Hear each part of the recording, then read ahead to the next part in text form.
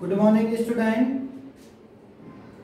आज हम कक्षा 3 विषय हिंदी व्याकरण प्रकरण टॉपिक होगा हमारा वचन, लेसन नंबर पार्ट 8। आज हम हिंदी ग्रामर में कक्षा 3 में वचन पढ़ेंगे। इसके अंतर्गत पढ़ेंगे हम कि वचन किसे कहते हैं,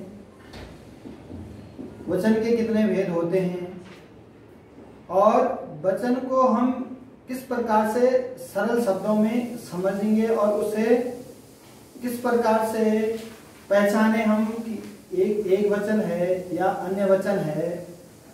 तो सबसे पहले हम जब वचन की बात करते हैं कि वचन का शाब्दिक अभिप्राय हम संख्या से लेते हैं। संख्या की संख्या निश्चित है, एक है, अनेक है, तो शाब्दिक शब्दों में हम इसका संख्या मानते हैं। दूसरे हम जब इसको सरल शब्दों में और अधिक सरल बनाने के लिए इसके परिभाषा को देखेंगे कि वचन की परिभाषा, जो शब्द किसी वस्तु के एक या अनेक होने का बोध कराते हैं उन्हें वचन कहते हैं। जो सब किसी वस्तु की बात हो रही है हमें, किसी वस्तु के एक होने का, एक निश्चित होने का या अनेक होने का, एक या एक से अधिक होने का बोध कराते हैं। बोध का अर्थ है यहाँ ज्ञान से या पता से, जो उन्हें हम क्या कहते हैं, वचन कहते हैं।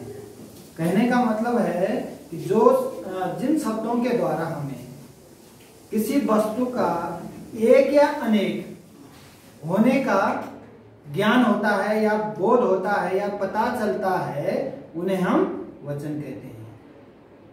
ठीक है, तो जैसे उदाहरण के लिए हम देखेंगे, यहाँ पे मैंने कुछ डायग्राम के माध्यम से, चित्र के माध्यम से आपको बताने का प्रयास किया। पतंग, एक पतंग है, तो इसमें होगा हमें एक पतंग के बारे में बोल रहे हैं, पतंग, और पतंगे एक से अधिक होने का बोध हो रहा हमें। दो है यहाँ पे, तो एक से अधिक है, दो से अधिक हो सकते हैं, 5, 10, 100, 50 जितने भी हैं। एक से अधिक जहां पे हमें बोध होता है तो वो अनेक हो जाएगा।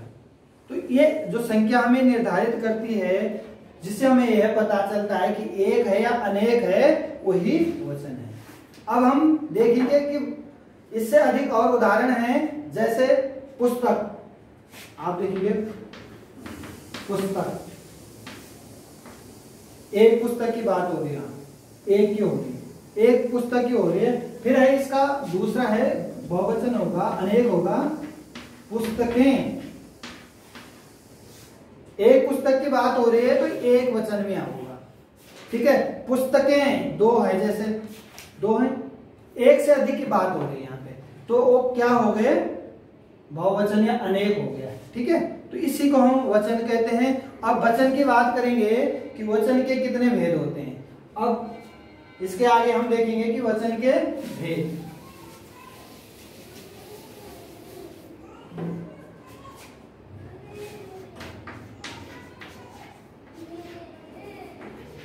वचन के भेद, भेद भी कह सकते हैं, भाग भी कह सकते हैं, प्रकार भी कह सकते हैं। अब वचन के होते हैं हिंदी ग्रामर में या हिंदी में वचन के दो भेद होते हैं, एक वचन और बहुवचन।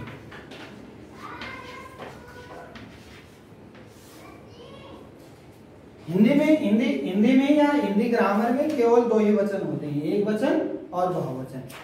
जब हम संस्कृत भाषा की बात करते हैं तो संस्कृत में 3 वचन होते हैं, एक वचन, द्विवचन और बहुवचन। लेकिन हम हिंदी ग्रामर पढ़ रहे हैं, हिंदी व्याकरण पढ़ रहे हैं, इसके अंतर्गत वचन दो ही प्रकार के होते हैं और आपको दो ही प्रकार से समझना है। ओके, अब सबसे पहले बात करेंगे हम एक वचन की। एक वचन किसे कहते हैं, इसका प्रयोग कैसे होता है, इसकी क्या परिभाषा है, इसे हम किस प्रकार से समझते हैं। इसको सबसे पहले देख लिया एक वचन।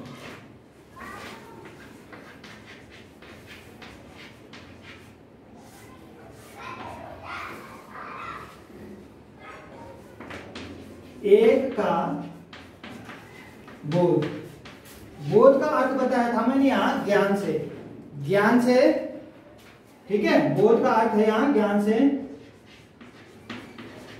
एक का बोध कराने वाले शब्द को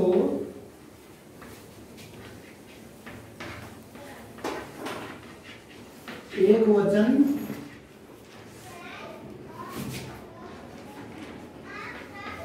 कहते हैं।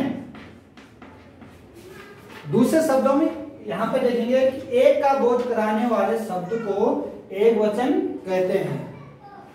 दूसरे शब्दों में हम कह सकते हैं कि जिस शब्द से हमें किसी संख्या या किसी वस्तु का एक होने का बोध होता है उसे हम एक वचन कहते हैं। दूसरे शब्दों में हम सरल शब्दों में कह रहे हैं, जैसे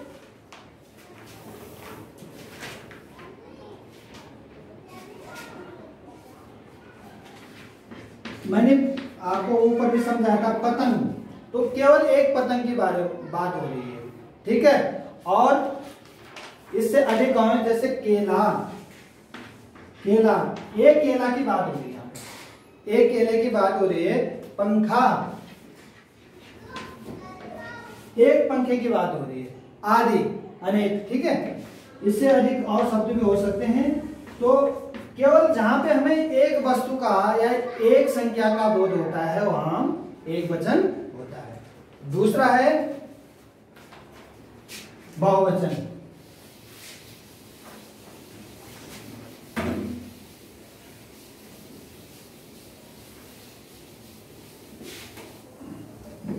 नंबर 2 है बहुवचन।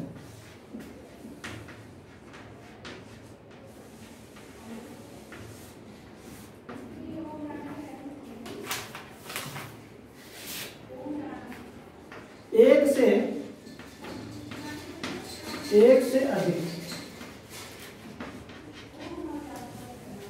होने का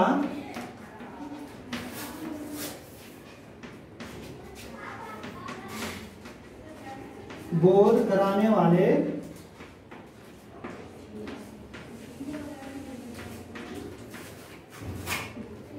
वाले शब्द बहुवचन कहलाते हैं।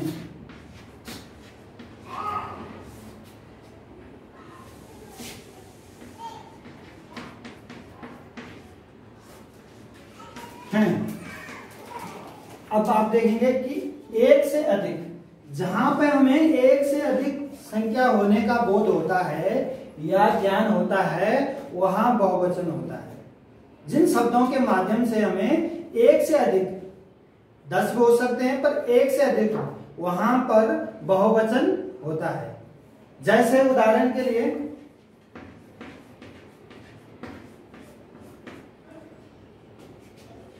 पुस्तकें, एक से अधिक पुस्तकों की बात हो रही है। केले, एक से अधिक केले की बात हो रही है, 10 भी हो सकते हैं, पूरा दर्जन भी हो सकता है। पंखे, एक वचन में हमने एक पंखा की बात की थी, वहां पंखा, और यहां बहुवचन में पंखे, ठीक है। तो एक से अधिक की बात। पपीते,